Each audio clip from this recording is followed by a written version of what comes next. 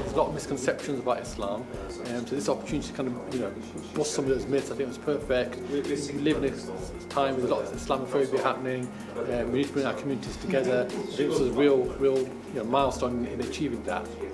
There is a very good reason why this is needed. 40% of all hate crime, faith hate crime, is against Muslims, and 50% of mosques in this country have had some form of hate incident done to them.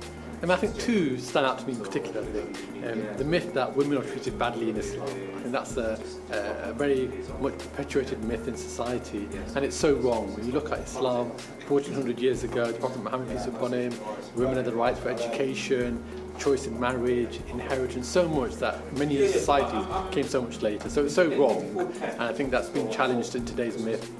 The rights which Islam gave to women, I think there's 8 of them which I demonstrate and compare. That these rights, women in Britain already received them in the 18th century.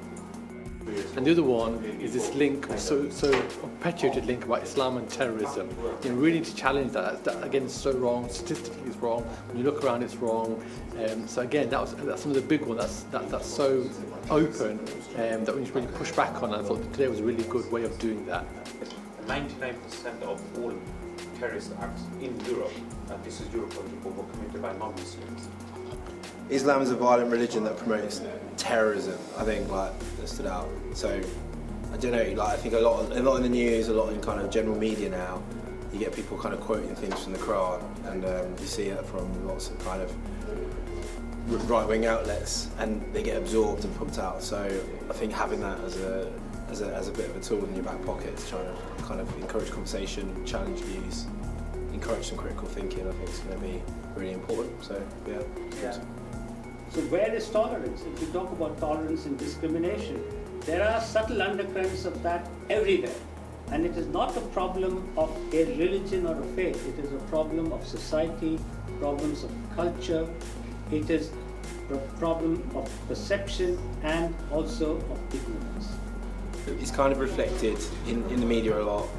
You get small subsections of groups, whether they're Muslim groups or Christian groups, Jewish groups, Palestinian groups, whatever you see on the news, you often get the one extreme point that's pulled out and then shown. But actually what we see through this is that there's 3.7 million Muslims in the United Kingdom, but we hardly ever hear about all of them and who they are and what they believe.